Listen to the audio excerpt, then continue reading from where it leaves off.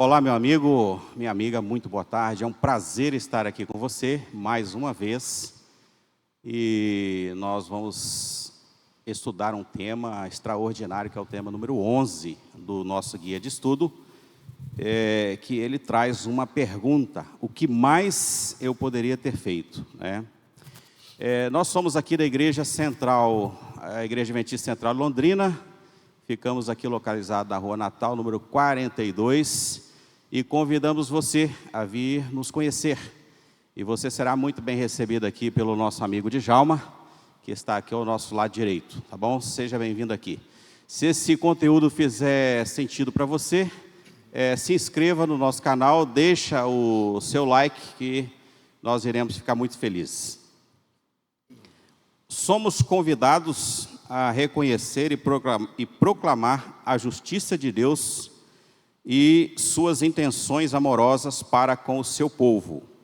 E o estudo dessa semana vai abordar 3 pontos muito interessantes. Primeiro ponto, precisamos reconhecer a justiça de Deus. Segundo ponto, precisamos reconhecer as intenções amorosas de Deus. Terceiro ponto, precisamos proclamar a justiça e as intenções amorosas de Deus. E eu vou deixar uma pergunta para aplicação na nossa vida. Como podemos reconhecer e proclamar a justiça e as intenções amorosas de Deus em nossa vida diária e em nossas conversas sobre Ele? E hoje nós temos aqui 2 pessoas que vai nos abençoar muito com o conhecimento que eles têm nesse tema extraordinário. E do meu lado esquerdo aqui eu tenho o Josué, do meu lado direito aqui o Djalma, e certamente seremos muito abençoados aqui pelos comentários que nós iremos fazer. Eu vou convidar o Josué para fazer a oração inicial, pode ser? Pois não.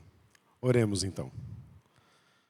Santo e bondoso Deus, nosso Pai, te agradecemos pelo sacrifício de Jesus Cristo por cada um de nós. Amém. Agradecemos porque o preço foi pago e pelo sangue de Jesus temos acesso à tua presença. Obrigado, Senhor Deus, pelo resgate que fez por cada um de nós. Possamos entender o teu amor e a beleza do teu nome. Em nome do Senhor Jesus. Amém. Amém. Amém. Eu quero começar aqui pelo nosso lado direito.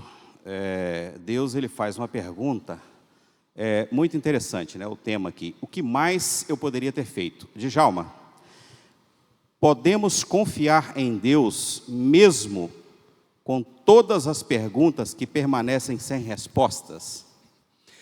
A finitude humana, boa tarde a todos.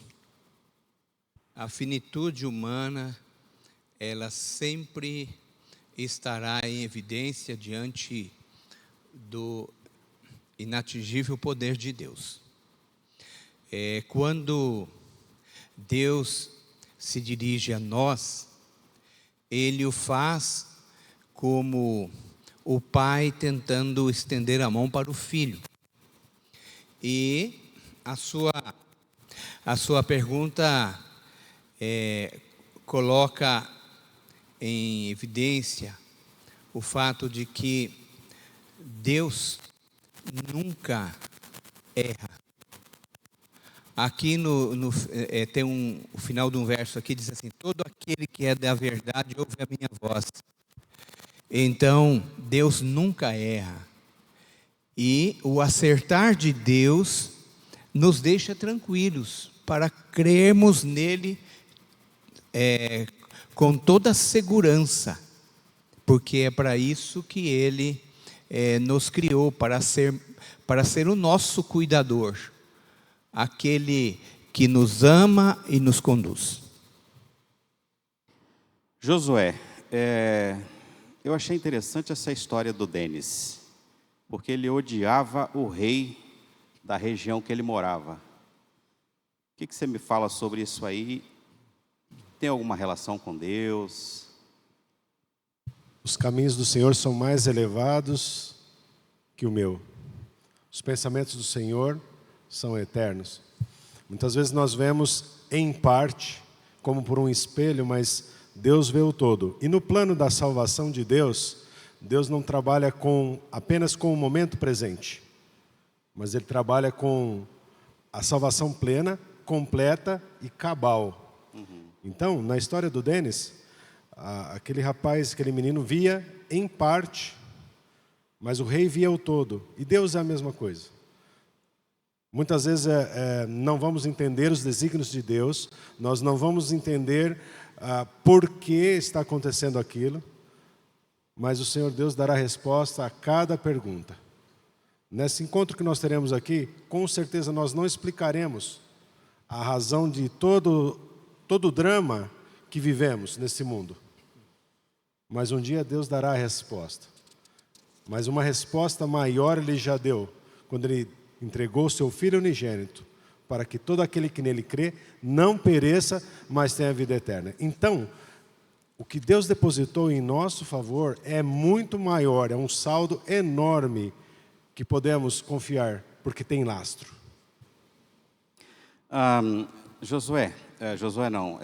Eu queria só complementar uma coisa aqui. Para os amigos que estão nos ouvindo, o nosso guia traz aqui a história de um menino, Denis, que odiava muito o rei, porque na cabeça dele o rei tinha separado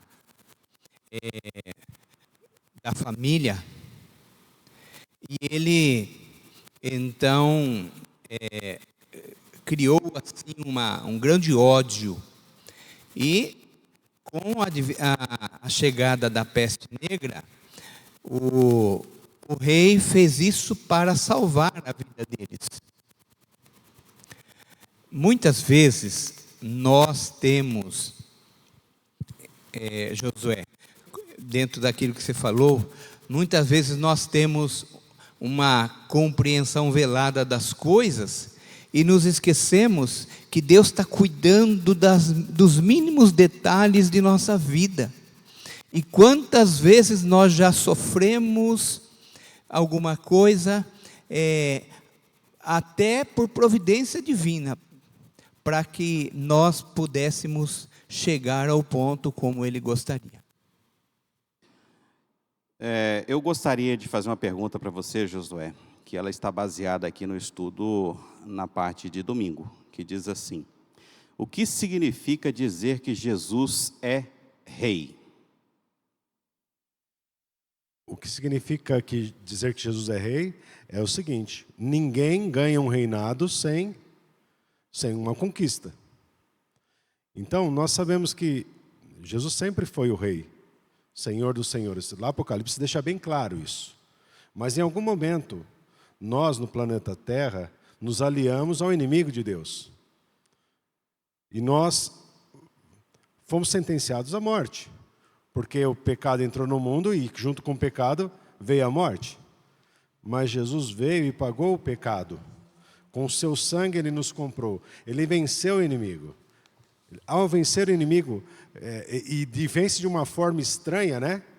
Ele vence na morte dele. Então, uma aparente derrota serve para revelar o caráter de Deus, que ama o mundo de tal maneira que não nega nem seu próprio filho, e Ele se entrega e vence Satanás. Como Ele vence Satanás? Revelando explicitamente qual é o caráter de Deus. E Deus é amor e justiça. Então, Jesus, quando vence na cruz e Ele ressuscita na manhã do domingo, ali nós recebemos o reino, a vitória. E essa vitória, Cristo é coroado novamente, rei inclusive do nosso planeta caído. Apesar das pessoas falarem, né, a Bíblia também, que existe um príncipe neste mundo, né? Mas o verdadeiro rei do universo é Cristo, né? Então, é extraordinário nós vermos que o inimigo, Djalma, não importa o que ele faça, ele já é um inimigo derrotado, e o segredo é nós reivindicarmos a vitória de Cristo é em nosso favor todos os dias, né? Nos momentos assim bem desafiadores, né? E porque nós recebemos isso através da morte de Cristo, como você disse, na cruz do Calvário. Aparentemente é uma derrota, né? Mas uma grande vitória. E Rônia, essa questão de Satanás ainda ser tratado como príncipe deste mundo, é porque a batalha ainda não acabou. Estamos ainda num mundo, num cenário de guerra, existem baixas no povo de Deus, muitos filhos de Deus são torturados, assim como Jó foi, mas uma coisa é certa, a batalha já foi ganha. Jesus Cristo venceu, e depois na vinda dele, passados 1000 anos, a gente verá o quê?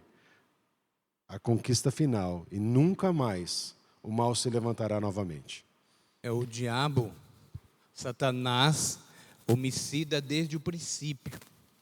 O Satanás, desde o início, ele tentando colocar em xeque o verdadeiro caráter de Deus. E na introdução de um tema paralelo da lição, aqui diz que nós precisamos reconhecer a justiça de Deus.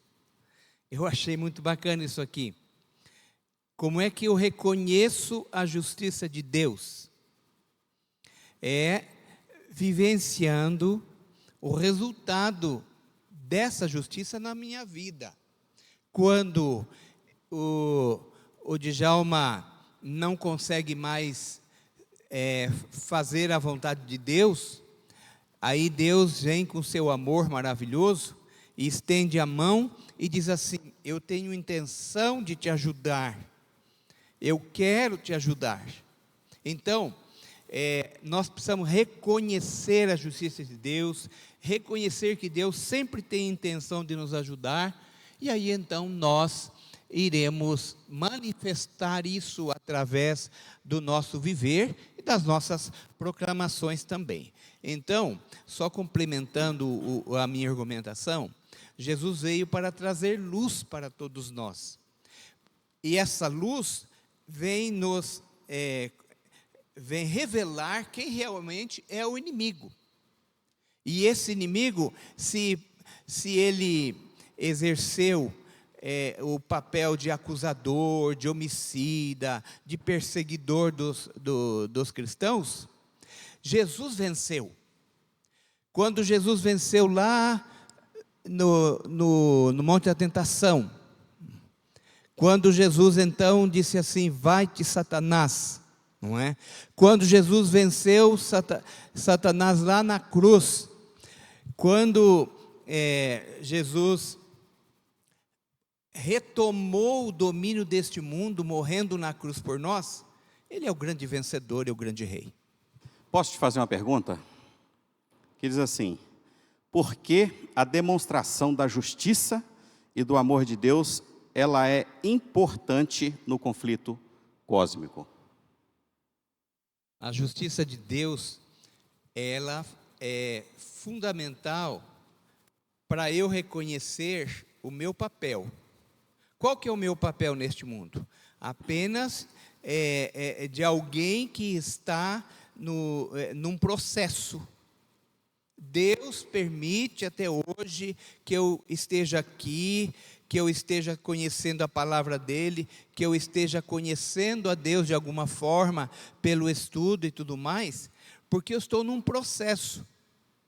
Então, essa ânsia nossa de sabermos as coisas, nos leva também a sentir a nossa limitação. Deus é justo em todo o tempo, mas Ele está sempre nos apoiando e nos justificando. Sabe uma coisa interessante, Djalma, que você falou há pouco, que Satanás ele foi assassino, né? E o guia, ele faz questão de deixar aqui bem claro o seguinte, ó. Como que Satanás passou a ser visto, né? Após a morte de Cristo. Veja só. Após a morte de Jesus, Satanás viu que estava desmascarado, Sua admiração foi exposta perante os anjos não caídos e o universo celestial. Havia se revelado um assassino. Derramando o sangue do Filho de Deus, Satanás perdeu completamente a simpatia dos seres celestiais, né? É algo horroroso o que ele fez. Você ia falar alguma coisa? O Josué acho que vai complementar. Eu gostaria de comentar aqui, no guia que nós temos, ele usa o título assim, justo e justificador. Ó, Rony, Deus é santo, santo, santo. Então, a sua justiça, ou a minha, ou de qualquer pessoa que se chegue perante Ele, é insuficiente. E Deus é justo. Só que, mesmo para nós que caímos no pecado, o tema diz que Ele é justo e justificador, ou seja, Ele mesmo se faz justiça no nosso lugar, pela justiça que nós não temos e somos incapazes de entregar. Extraordinário.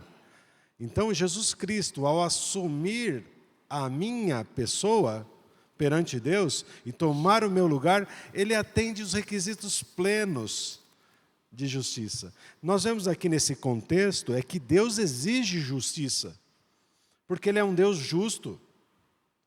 Mas, por outro lado, a gente vê que é Ele mesmo que paga o preço dessa justiça.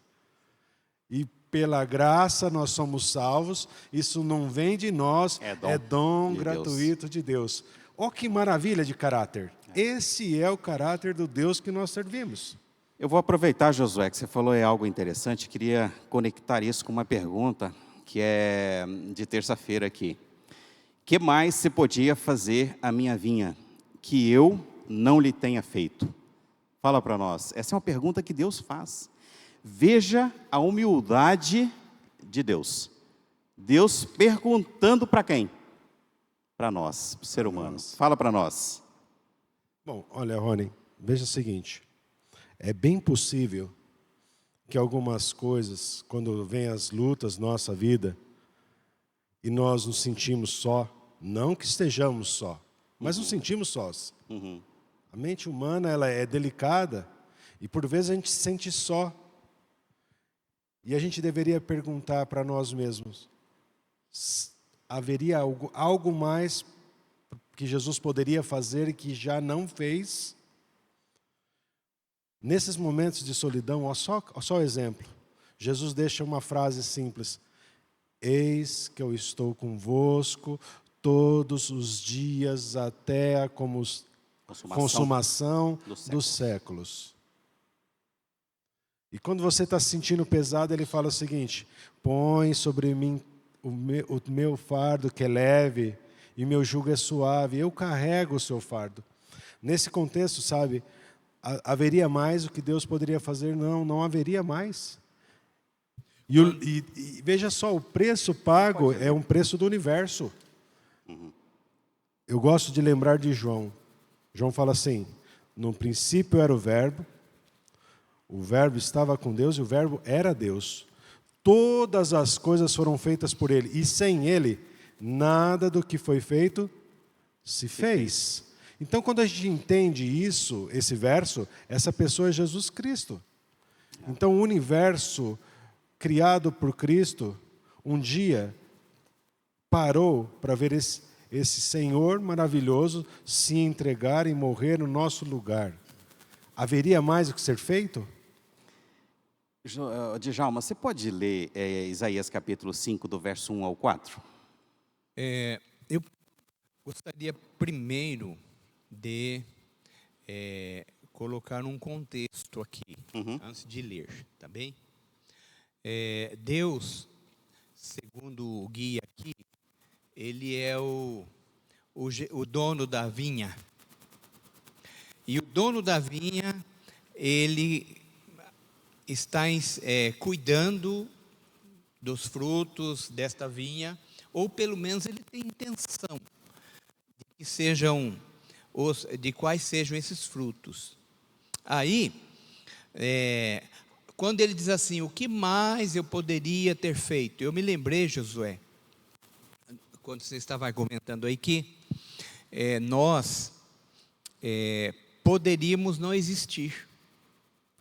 Porque no momento em que Adão e Eva desobedeceram, Eva primeiramente, depois Adão, seria muito fácil para Deus criar um novo Adão, uma nova Eva.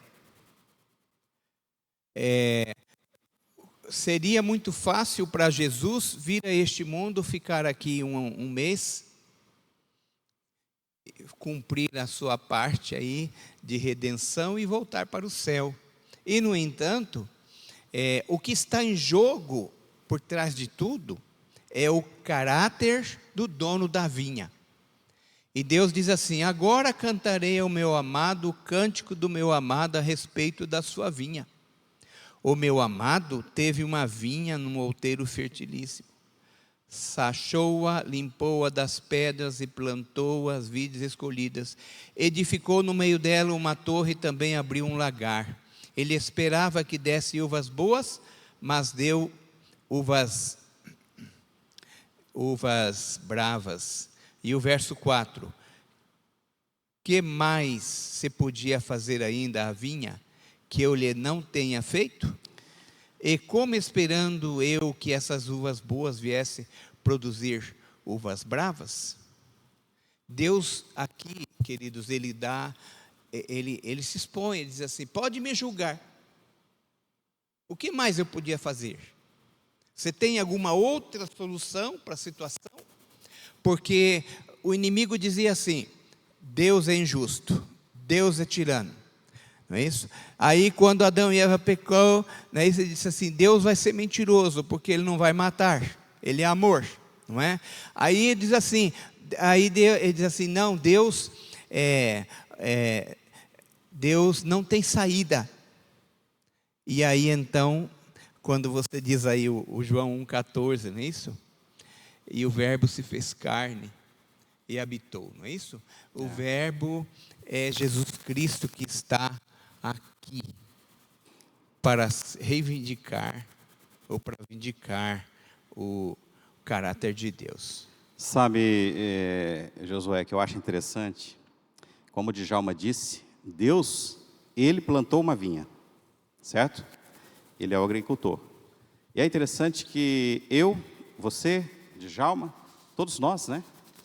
Aquele que está nos escutando ali, do outro lado da telinha, nós somos a vinha, né? E é interessante ao pensarmos sobre isso, porque Deus está, digamos, tendo um diálogo. O que eu posso mais fazer por vocês? E é incrível, Djalma, que nós vamos ter a resposta surpreendente. Eu vou te fazer uma pergunta já de seguida, né?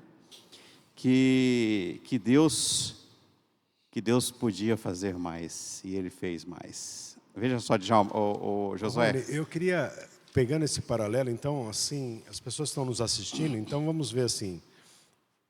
O Djalma trouxe bem a figura, ele leu, inclusive. Sim.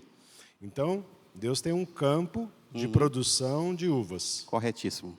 E naquele campo de produção de uvas, Ele cuidou.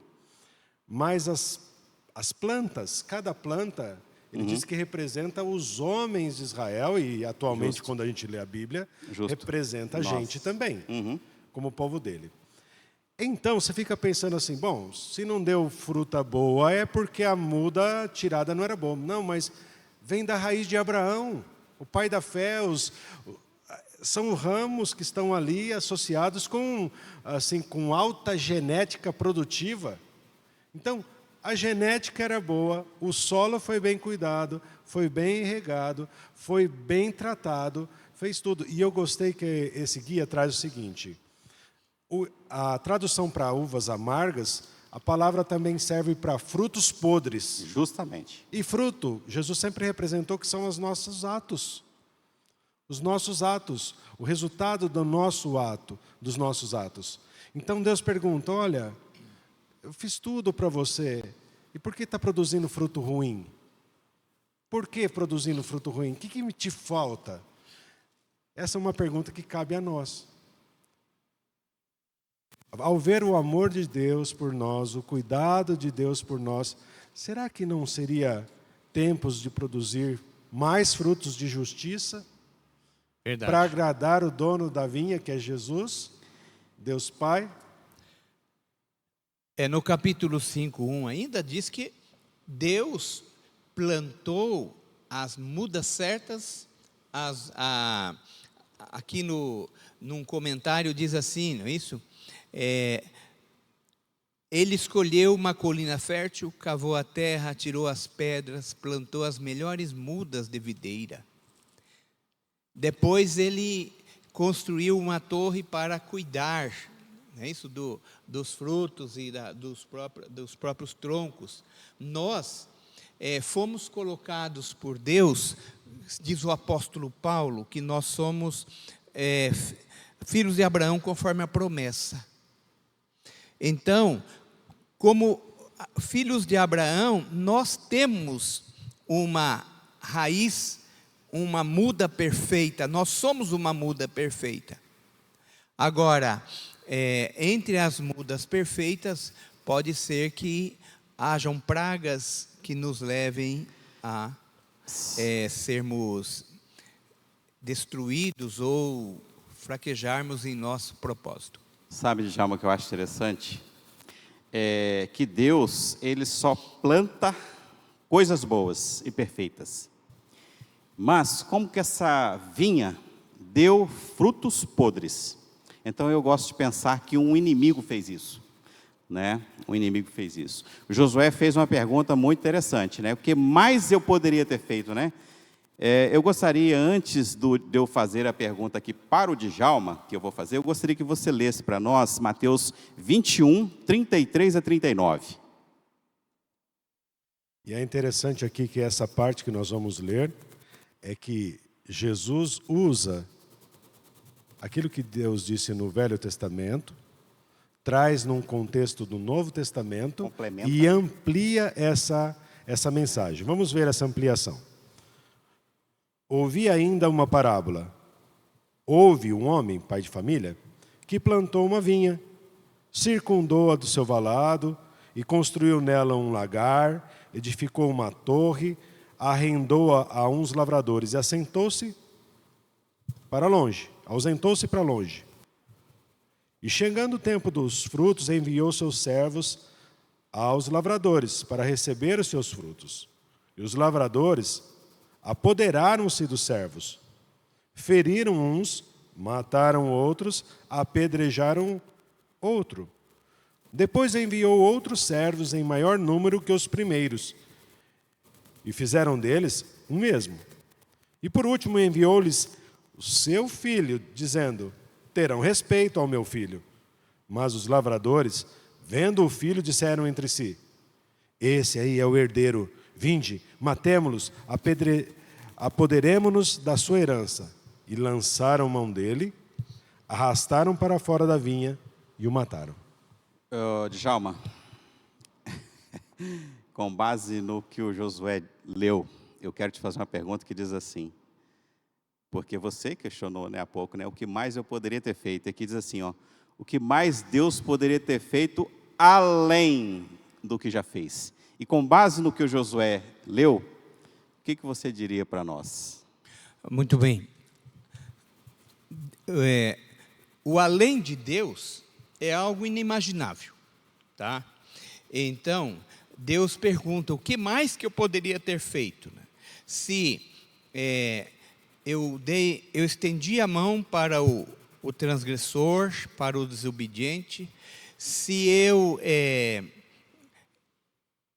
ofereci uma oportunidade para que ele se desenvolvesse, se eu, quando vi que não tinha mais jeito, sabe que o livro Desejado das Nações diz assim, o mundo caminhava como numa procissão para o abismo.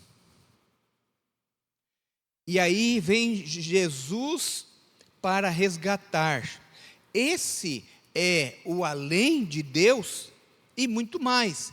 Porque os lavradores da vinha lá, os cuidadores, eles mataram, eles expulsaram, eles tentaram interferir no plano de Deus, mas Deus não desistiu. Por isso que esse além não é isso? Ele diz assim, não tem mais o que eu poderia fazer. É como Deus, Josué, perguntando para Jó, onde é que você estava quando eu estava criando o universo? E ele cita lá umas constelações e tudo mais, né? Da mesma forma, Deus, então, Deus é reconhecido pelo público que ouviu sobre aquela parábola, não é? Como um Deus justo, e Deus é justo porque Ele fez tudo e mais que alguém podia fazer, dando então o bem mais precioso que é Jesus Cristo. É interessante pensarmos que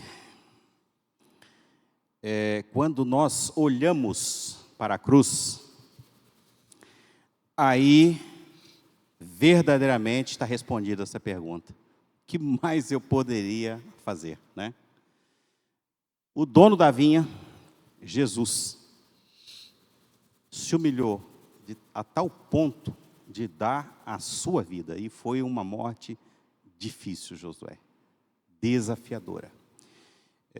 Aqui diz que ele carregou todas as dores possíveis que existem nesse planeta, de todo sofrimento que já existiu, que virá ainda existir, todas as enfermidades.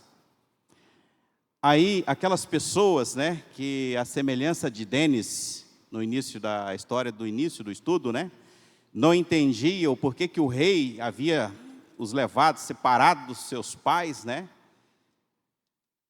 Aí, quando nós olhamos para a cruz, aí nós percebemos que o que Deus quer para cada um de nós é o melhor que existe. E aqui diz assim, Djalma, e daí eu já quero fazer uma pergunta para ir para o encerramento para você, Josué. Vai se preparando aí.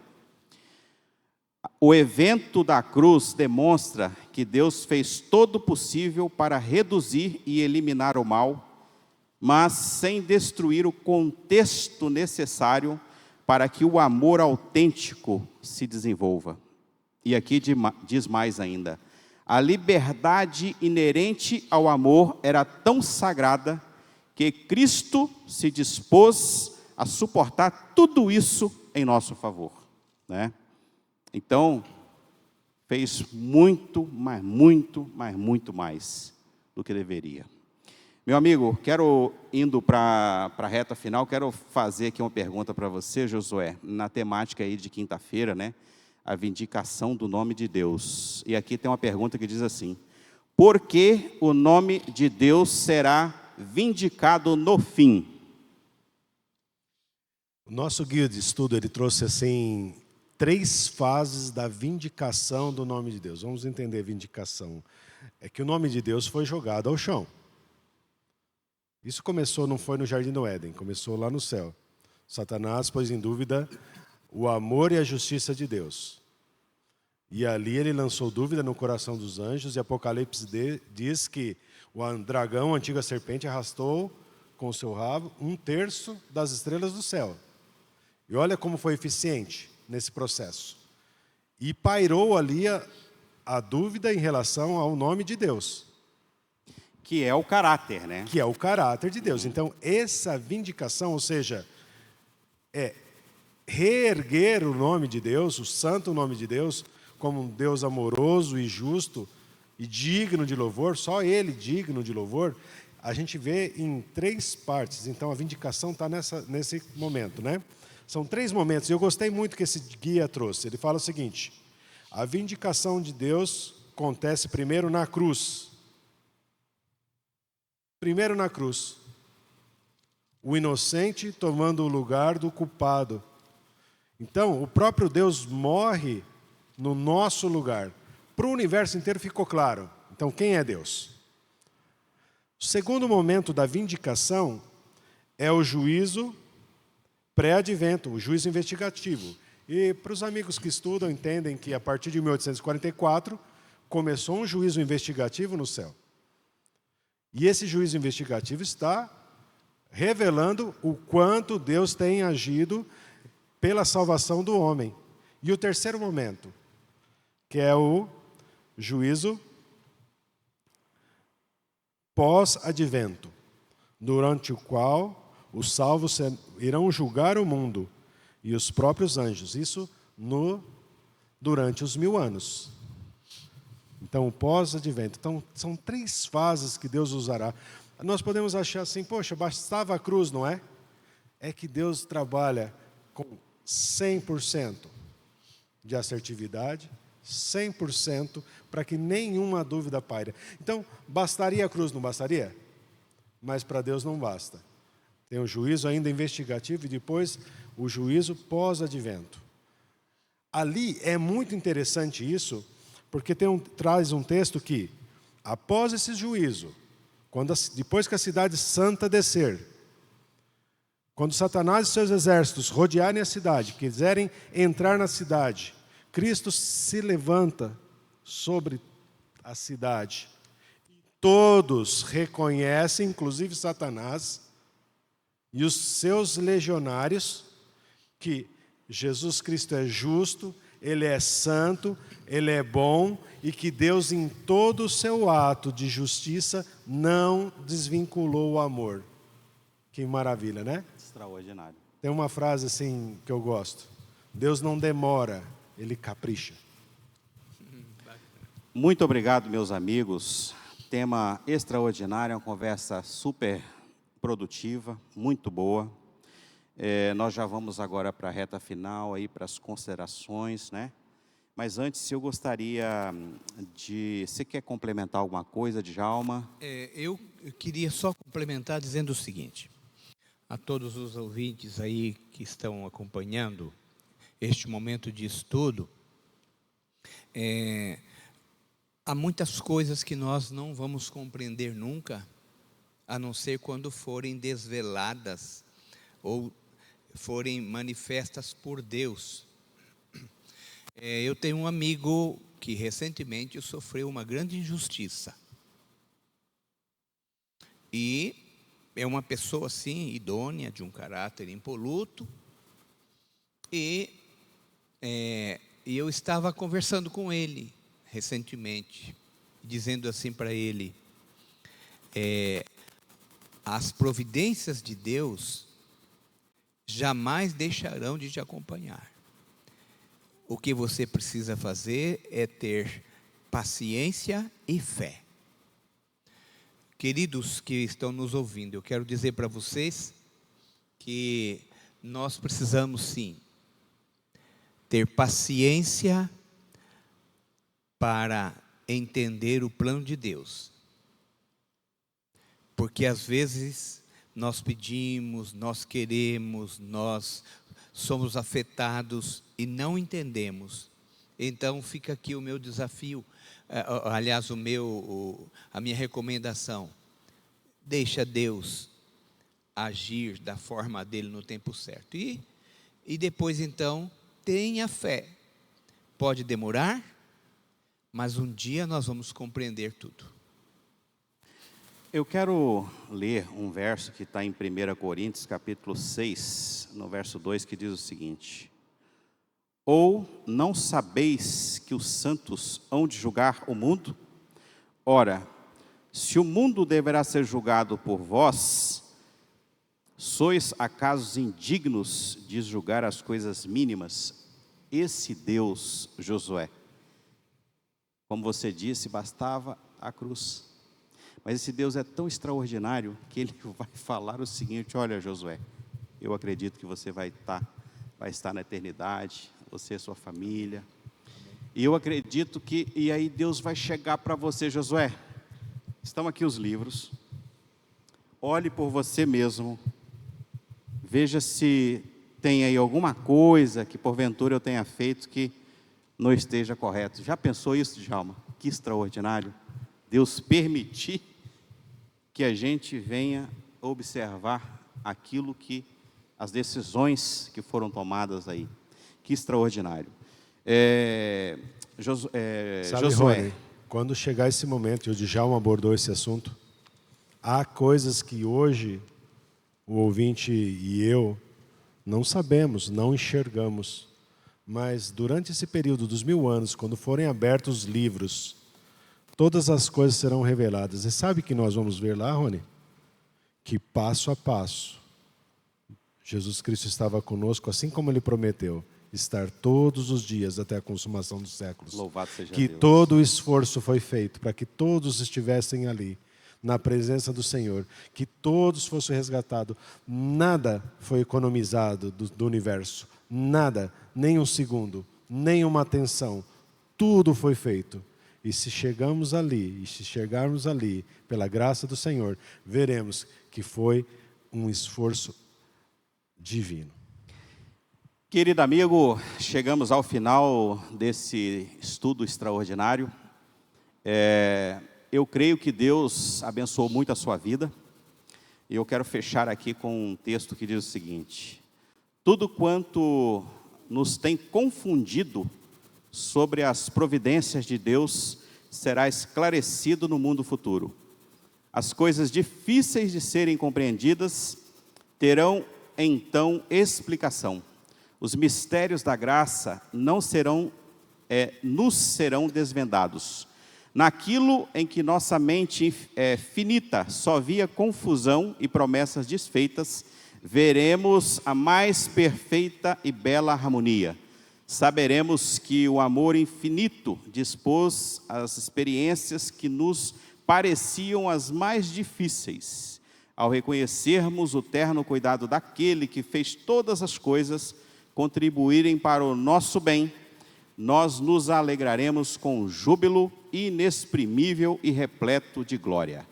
Meu querido, meu amigo, minha amiga, se fez sentido para você, por gentileza, compartilha, deixa aí o seu like, se inscreva no nosso canal e com a sua ajuda nós queremos levar essa mensagem que vem abençoar aí a vida de muitas pessoas. Djalma, você pode encerrar para nós com uma oração? Pois não. Ao fazer essa oração, eu quero colocar o meu desejo e gostaria de perguntar se você também não gostaria que fosse esse o seu desejo.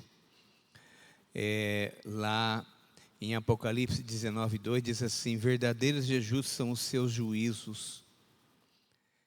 Quem dera nós pudermos estar lá um dia para reconhecer isso. Feche o seu olho. Querido Pai, muito obrigado, porque o Senhor é justo, porque a sua justiça extrapola qualquer compreensão, e ela será reconhecida por todo o universo após a vindicação do seu caráter. Pai eterno, o Senhor também é nosso justificador, oferecendo essa justificação através do sangue do Cordeiro de Jesus Cristo. Permita, Senhor, que possamos entender cada dia mais daquilo que alimenta a nossa alma e faz parte da nossa compreensão para um dia contemplarmos o Senhor face a face. Que cada amigo que está ouvindo essa lição, que está participando deste tema, eles possam também sentir o desejo de compartilhar com outras pessoas. Perdoa os nossos pecados, abençoe o Rony, o irmão Josué, em nome de Jesus, amém.